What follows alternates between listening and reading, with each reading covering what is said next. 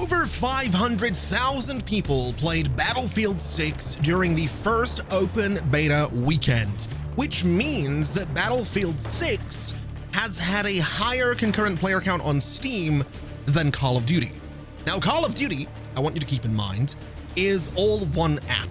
So when I say Call of Duty, that is multiple games and Warzone, which is free. Now, this isn't going to be a whole video talking about how Battlefield is better than Call of Duty. I really don't care to get into that. My point is that I think this is a sign that people are really excited for Battlefield 6. And if you can't tell, I am people. I am people in this situation. I am excited for Battlefield 6. And right off the rip, I just want to say that this feels like Battlefield again, especially a map like Siege of Cairo, which I know not everybody loves because it's kind of more infantry focused, but it feels like a Battlefield experience. That central objective with rockets flying overhead and bullets flying overhead and snipers on either end of the street and grenades going everywhere. It is a Battlefield experience, and it's the Battlefield experience that I have been missing for so long. I think it's also important to mention that Battlefield 6 runs really, really well. During the beta, I was using a 3080 Ti and an i7 8700K, so some slightly older hardware in there, and honestly, I had no obvious frame drops, I had no stuttering, I had no issues with performance.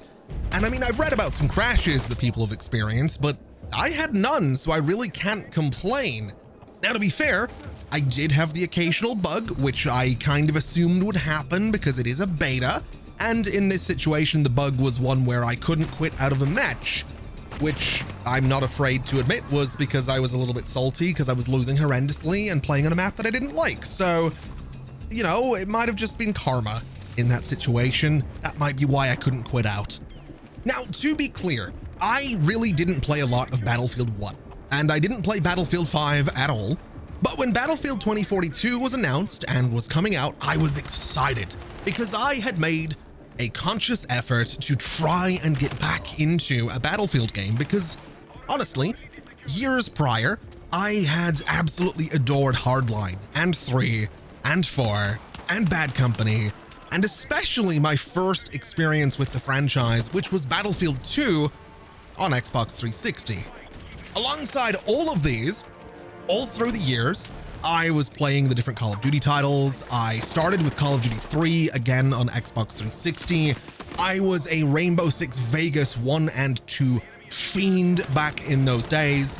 I was a menace with the Host Shotgun in Gears of War, which, I mean, if you know about the Host Shotgun, then you know about the Host Shotgun, and I cannot even begin to tell you how much I love and adore the Halo franchise. So I have grown up alongside first-person shooters, even if these days I'm not really known for playing first-person shooters.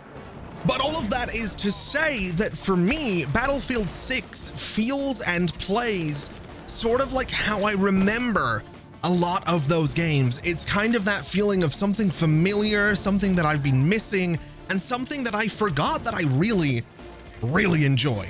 It feels like it's taken a lot of the good from shooters over the years, bundled it into this one game and given it some polish, and it's essentially nice that, at least with this beta, it didn't experience the typical bout of server issues and problems that we've come to expect from shooters published by EA over the years.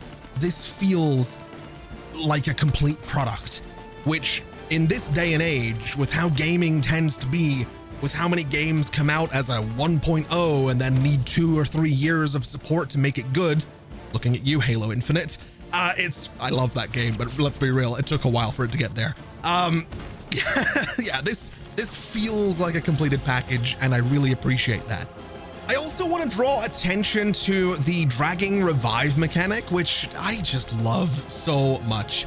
The last time I remember a mechanic like this was in a game called BattleBit Remastered, and in that game it could be hilarious at times, and it can be in Battlefield 6 as well, especially with proximity voice chat in BattleBit, because you would have people yelling and screaming and lying there and being like, "Medic!" just all the time. In Battlefield, admittedly, I have my proximity voice chat turned off because, well, I'm not risking it. I'm just not. Okay, I grew up, my formative years were spent playing Call of Duty on Xbox Live. That's all I'm gonna say. Sometimes there's a little voice in the back of my head that just says like, hey, you know what you should do? You should rage at that person down the microphone. That's gonna make you feel better. But even still, the dragging revive is wonderfully cinematic. I have lost count of how many times I have been dragging a squad mate into cover while rockets fly overhead, bits of building come down on top of us, grenades are landing all around us, and then as soon as he stands up, he gets domed by a sniper from across the map. It's truly a return to form for Battlefield doing Battlefield things. Now, I brought up Battlefields 1, 5, and 2042 earlier for a reason. From what I remember of those first two, and from what I experienced recently upon returning to 2042, the map design in Battlefield 6 feels leagues above what the franchise has been dishing out for the past decade or so. With 2042 especially, the maps could feel weirdly empty at times, with way too much open space between the objectives, and at times almost zero cover in those open spaces. This was particularly bad on maps that had a ton of verticality around the objective sites themselves, because unless you're driving a vehicle, you're kind of screwed. Now, while I don't love Liberation Peak in Battlefield 6, and I do think it needs a lot of work to discourage certain types of play, the map still feels so much more detailed, so much more balanced, and like it has so much more of a flow than anything that 2042 had to offer. It has corridors that channel the combat into the objectives, everything connects, and everything just sort of works. With 2042, you had maps like Kaleidoscope and Orbital that were quite nicely detailed around the objectives themselves, but felt very disconnected when traveling from one objective to the other. Breakaway, the map with the oil rig on one side of it, isn't quite as bad as this, but it's perhaps a really good example of generally what I'm talking about. The oil rig itself feels like it could be its own map, albeit for smaller teams. It's an interesting, detailed, and fun area to fight in, and it has some verticality right in the middle that I think goes a long way to helping it be a bit more interesting to fight in and around. Almost everything around it, though, is fairly boring. Even with glaciers and ice acting as cover, it's still kind of dull. The area around the rocket silo on Orbital is kind of the same. It's fairly open and fairly dull, while the objective itself is a lot more interesting. I mean, Orbital is probably the best example of what I'm talking about. The area between that silo and the rocket is just open for the most part. And I mean, in saying that, I'll be the first to admit that I'm kind of more of an infantry guy, so I don't know, take that into account here. Those maps, at least Orbital anyway, they were pretty good for vehicles, and that's kind of what we all love about Battlefield is the vehicle combat, so I can see what they were trying to do with 2042, but I do think they went a bit too far in that direction.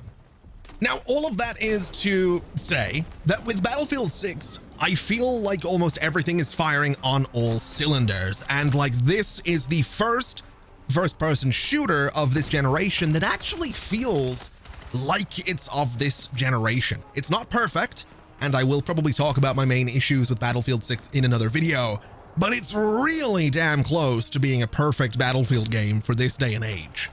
And even in terms of the aesthetics of the entire game, at least for now, it feels like what it's supposed to be. A gritty, somewhat realistic looking, but definitely cinematic war zone for you to get immersed in. And that's a feeling that, at least in the mainstream, hasn't really been a thing in first-person shooters for a while. Battlefield 2042 started out with skins that were realistic for the time, but over time, it got a bit over the top with some of them. It got a little bit outlandish with some of them. I mean, it is 2042, they're doing this futuristic thing, so some of them made sense.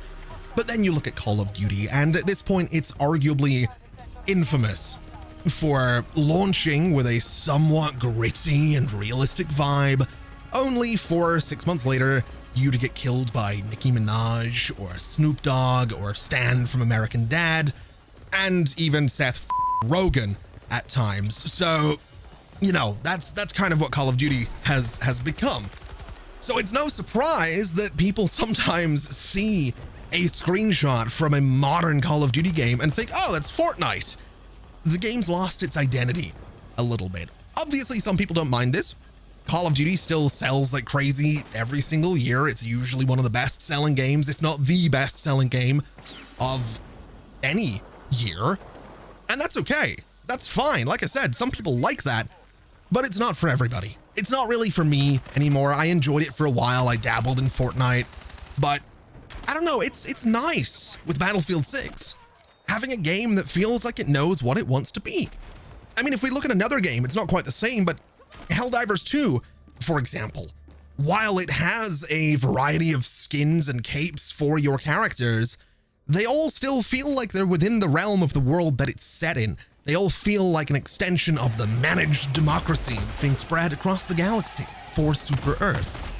Now, just to be clear, there are still a few weeks before Battlefield 6 comes out, and there is plenty of time after that for someone in a suit to decide that it needs, I don't know, celebrity cameos and the giant chicken from Family Guy. It could happen. It absolutely could. And if it does, I'll be the first in line to complain about it. But for now, I love what I'm seeing. I hope it stays this way. I hope it stays gritty. I hope it stays grounded, and I hope it stays cinematic. So with all of that said and out of the way, Battlefield 6 is looking really damn good right now. Visually, it's stunning. The gameplay is a complete riot. And while it's not without its problems, I think most of those could be addressed between now and the game's launch in October of this year.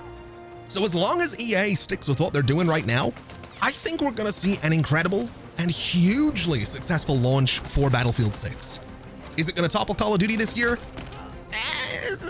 I doubt it, especially since Black Ops 7 is still releasing on last-gen consoles.